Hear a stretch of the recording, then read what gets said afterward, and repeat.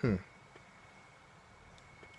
What does it mean to be a part of a society? On one hand, you have the individual. On the other hand, you have the collective. And on the third hand, you have the familial unit, of which are parts of your immediate, distant family and your peers, colleagues, etc., friends. Then the wider society, which is the collective, right? As I said before. And all of these people impact on you, the individual.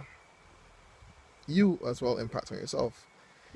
And you're part of this big unit working towards something. Of course, maybe in the Caribbean, we don't really have a something that we expressly know that we're working towards, which is another problem that we could deal with another day or right now.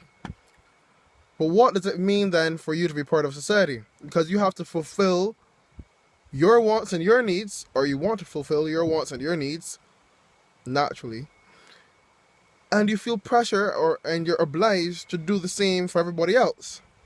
Now y'all can't see my hand like moving around, but it's moving around as I'm talking.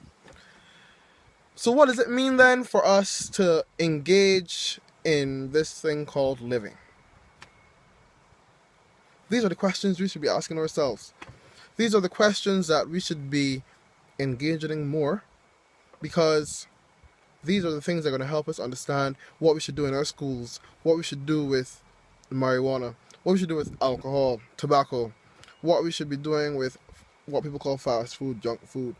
Can we have healthy food that is price effective and tastes good? For example, vegetarian food in Barbados. I've tried it. Some of it actually tastes good. There's this thing called chicken without the C. Yeah? Got it at Good Life Bar. That's not an advertisement. I'm just going to call names of places. Tastes really good. It had like a barbecue sauce thing on it. But if you're going to be vegetarian, why do you still want to have fake meat products? Now, in the comments, if you do care to comment, you can kill me for that comment, alright? I know it may sound, as some people may say, ignorant, so fine. But it was just an aside, really. Kinda. Anywho's, but as I'm sitting here in the cemetery, yes I am, I'm saying to myself, when you're dead and gone, what will you be known for and what will you have contributed to your society? And what does it mean then for us to be part of this thing? I may have some answers, but am I going to give them? Maybe, maybe not. The point though is that if you're going to be part of a society, you're just by living, you're giving something to everyone and to yourself, whether you have children or not. For those who want to put pressure on women to have children, because the only way women can contribute to society, apparently, in some people's minds, is to have a child.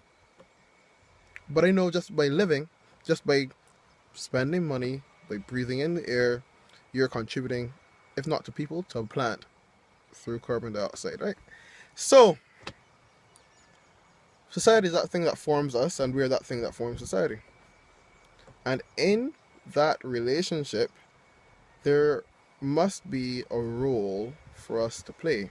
And the reason why I keep somehow repeating this question, even though I don't really like to repeat, and I'm repeating it in different ways, is because I'm not expressly going to give the answer that I have, and my answer is not the only answer, even though in my asides I am bringing things to light, things to think about. What I'm doing really and truly right now is I'm asking you to ask your society and to ask yourself what you would like to see in society. And after you ask these questions, and you go through a period of time of asking questions, let's get to a point of action. Even if it's on your individual level, well, hopefully individually we can do something as a collective again to make it better. Because it seems as though the Caribbean societies especially, and this message is really for the Caribbean societies, we are in a rut, or we have been in a rut since independence, where we go for things, we put these things called goals, like independence, but the goal apparently has little to no content, substance.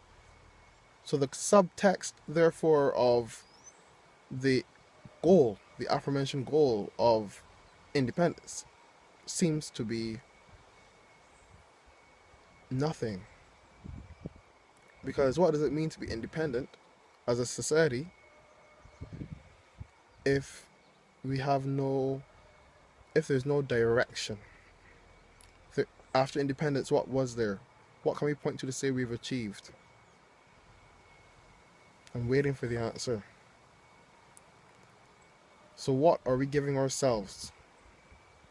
Have we created for ourselves what we see in the mirror as famous, somewhat, hopefully at some point in time for some more famous, politician and Caribbean leader said, what is your mirror image? What is the mirror image that you see that you want to achieve? In that mirror image, surely you will find what your contribution to society is and what your contribution to yourself is. So you'll find what these things are. If you don't even try, then you can as well die.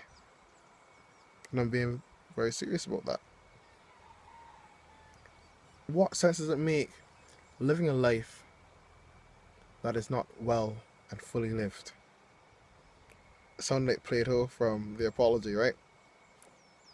Food for thought.